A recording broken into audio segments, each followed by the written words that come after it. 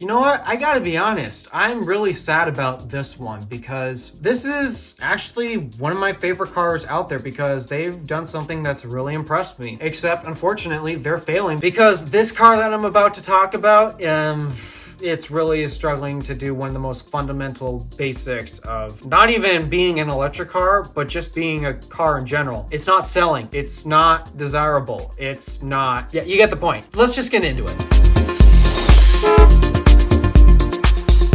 So in case you didn't know exactly what the Lucid Air is, it's basically a luxury electric sedan that happens to have the most range in any electric vehicle today. I mean, Aptera is probably going to change that when they bring out their 1,000-mile Aptera vehicle, but that hasn't come out yet. So at the moment, the Lucid Air is the longest range electric vehicle out there today. And that's the reason why it's one of my favorite vehicles. I actually like range. I actually have range anxiety in my own car, to be honest, and my own car is not even electric. It's a gas car with like maybe 400 miles of range, and yet I have range anxiety. Yeah, it's kind of weird. So yeah, because of that, it should be expected that I am definitely going to like the Lucid Air in the fact that it has about 500 miles of range. It is so weird to say that because everyone has always been concerned about electric vehicles and how far they can go. This definitely proves that an electric vehicle can go pretty far. But that's not really the only reason why it's one of my favorite vehicles. It's because they've also done a lot of engineering to actually make the car relatively efficient, and in general, in terms of the actual hardware of the vehicle, the hardware actually is really great. The Lucid Air Grand Touring, which is currently the top trim that is out there today, they're supposedly working on the Lucid Air Sapphire, except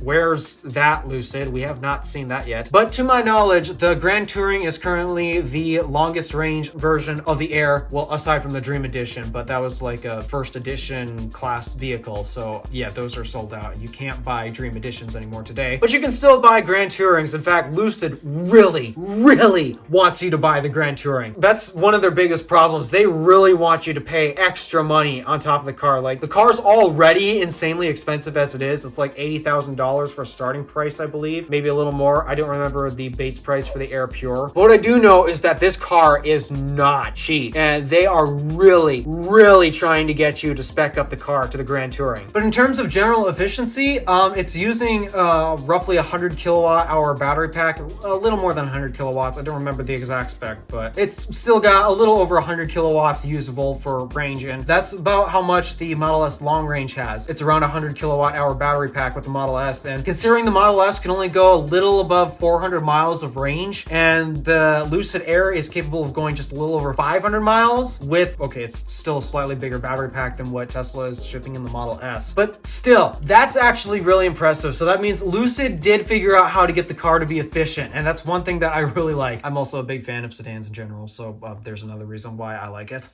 General looks and aesthetics? Honestly, it's a really pretty car. I know looks and aesthetics are always subjective, and of course, there are some cars out there that I'm just not a fan in terms of the way they appear either in photos or in person. But I can say, the Lucid Air looks beautiful. I really love the way they styled it. Even the rear, a lot of people really do not like the rear of the Lucid Air's design, but honestly, I actually like it. I know I'm weird, but I do like it. I think it's a beautiful car, and I absolutely hate how there's a lot of people that are speccing the roof to be black instead of the beautiful white. Seriously, I love the way Lucid designed the car. It is beautiful. It's also very aerodynamic, and obviously that contributes to its pretty good efficiency to enable it to go 500 miles on a charge. It's using the 800 volt battery architecture for less heat loss in energy transmission. So yeah, that's good. And assuming that EA decides to work, it is actually one of the few vehicles out there that is capable of fully maxing out an EA 350 kilowatt charging station, because the Lucid Air itself will take up to 350 kilowatts under optimal conditions, meaning that the battery has to be preconditioned and you have to arrive at a low state of charge and such. So yeah, the Lucid Air is one of the few vehicles out there that will actually max out a 350 kilowatt charging station from EA. And my guess is that's also due to the fact that it's running an 800 volt architecture. In fact, actually the Lucid Air has a very high voltage battery pack, and I guess they really wanted to go that high of a voltage to just, well, well, efficiency reasons. The reason why having a higher voltage actually benefits you efficiency-wise is because when it comes to heat loss in terms of just electricity flowing through wires, amps are your worst enemy when it comes to that. The more amperage you have flowing through your wires, the more losses due to heat you're going to have. So because of that, in order to get the same power through with less heat loss, you need to have a higher voltage so that way you have less amperage in order to transmit power with lower heat loss. And so that's probably explains why Lucid targeted such a really high battery voltage. And it really seems to be benefiting them because honestly, their hardware is quite impressive. Except there's a few issues with the car that is kind of plaguing it. And I mean, it could be another reason why this car is not selling well. Yeah, the general problem with this car is it is not selling well. And there's a few reasons I can speculate as to why it's not selling well. So let's dive into it. First one, we're going to cover this topic real quick because we all know my thoughts on this. CCS, just like every other automaker out there aside from Tesla and Aptera, they are of course using CCS Type 1. And we all know that is an absolute mistake and they should not be using it. And because they're using CCS, that means they are also continuing to rely on Electrify America because they are the most reliable network in terms of putting out high-powered chargers to actually fully take advantage of the charging speeds on the Lucid Air's battery pack. Except again, that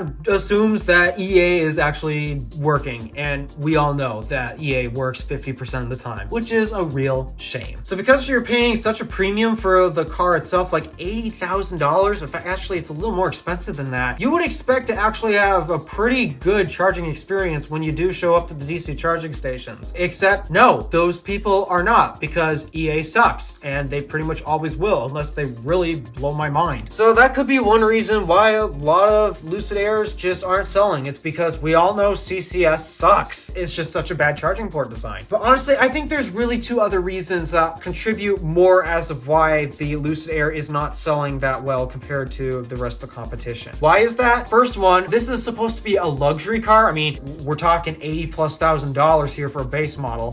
Yeah, you better expect that thing to be built well, and that's really the problem. The interior seems to actually be built very well. They focus a lot of their attention on build quality inside the car, which, okay, that makes sense because you typically spend more of your time on the inside of the car instead of outside. I mean, what do you really do with the outside of the vehicle other than, well, open the doors and trunks and such? So, okay, yeah, that makes sense that you might want to pay more attention to details on the inside where you're mostly experiencing the car. It's the inside. And because of that, they kind of slack off in terms of build quality on the outside. It may look great, but you can definitely tell that their build quality is just not anywhere near as good as Mercedes. And keep in mind, with Mercedes, we all know you're going to get top tier build quality along with BMW as well. And on the exterior, at least, Lucid is just not holding up to it. The interior, great. In fact, it's very beautiful. And more on the interior in just a minute. But in terms of the exterior, it's not really great. There's a lot of panel misalignments to the point where if you get up close, you can very clearly tell that panels are not matching up the way they should be. But there's an even worse issue that paint detailers have discovered. Because people who buy these luxury sedans are more likely to care about scratches in the paint and the way it shines and such, they're obviously going to be the type of people to take it to detailers all the time to make sure that it looks its best. And unfortunately, from what the detailers are seeing, there is barely any paint on that thing. The paint is so thin that any paint correction that's needed to fix it, it can't happen because according to them, there's basically no paint on the car. It's too thin. So yeah, exterior build quality, it looks great, but I mean, it's just the exterior build quality ain't doing so hot. It's just not up to snuff in terms of, well, Mercedes level luxury class vehicles. And okay, yeah, a lot of people have complained about Tesla's build quality just not being the best, but at least Tesla puts paint on their vehicles. So yeah, because of that, it's probably one of the reasons why a lot of car enthusiasts that would buy something like that probably wouldn't want to buy that. Yes, the interior build quality is probably more important than the exterior build quality, especially because the exterior is what's going to get banged up and scratched and dusted and such. But still, that kind of lack of attention to detail is not really the type of image you want to paint yourself. And now we got to move on to the interior, where yes, it's actually really beautiful. The build quality is basically top notch in there. They use an excellent choice of materials. Everything looks great aside from the sun visors being weirdly mounted and such. I mean, I guess they were trying to go for a Model X vibe, except they didn't copy the Model X's sun visor design. So because of that, the windshield is still obstructed by sun visors. Overall, it's a very beautiful car on the inside, not gonna lie. Except, well, there's one thing about it that has not been so beautiful. The software. Lucid did a great job with designing the hardware. The vehicle's efficient, it gets you pretty far, the charging speeds are excellent, so that means it's a really good road tripper, actually. Those that have bought the car specifically just for road tripping purposes, they've been loving it. It's been great at that. But there is one thing that absolutely every single luxury car needs to nail, especially in 2023 today. They need to nail the software, and this is just where Lucid absolutely tanks. The software is laggy, it is buggy, it is crashy. It's basically, best way I can describe it, my experience using Windows 10. That's why I buy Macs, everyone, is to edit these videos that you watch. The software in Lucid's is just not good. It is absolutely horrible. In fact, just turning the car on, the way you turn on the Lucid Air is the same way you turn on a Tesla. You put your foot on the brake pedal and that's what wakes the car up. And when you do that, you do get a chime, but quite often the screens don't turn on right away. And so you're often left wondering, okay, is the car on or what's the car doing? People do say that the experience has been improving for update after software update, but there's still just a lot of issues with Lucid software. It is really buggy and it's not very well designed. They did finally get Apple CarPlay, which is sort of a saving grace for them, I guess. In terms of the navigation and media playback and, well, general phone connectivity aspects, I mean, just hope that the car's not so buggy to the point where your phone's constantly disconnecting. But it does support Apple CarPlay now, and I guess Apple CarPlay is going to help with the media playback / navigation bits. And actually, I probably would use Apple Maps or Google Maps to do navigating anyways, because unlike a lot of other electric vehicles that use battery preconditioning, with Lucid, battery preconditioning isn't triggered by navigating to a charging station in, well, the built-in navigation system. It's actually a manual button that you have to push. You have to manually push this button like 20 minutes before you get to the charging station. That's how you precondition the car. So because preconditioning isn't tied to the built-in navigation system anyways, yeah, I guess navigation is much more improved now that we have access to Apple CarPlay. No Android Auto, and from the sounds of it, I have no clue if they're even going to add it at all because they are so Apple mindseted. I can't tell you how much I see the Apple mindset in Lucid. We all know how Apple really is trying to get you to spend more money on their products. Like, I mean, the iPhone 14 is fine. It's a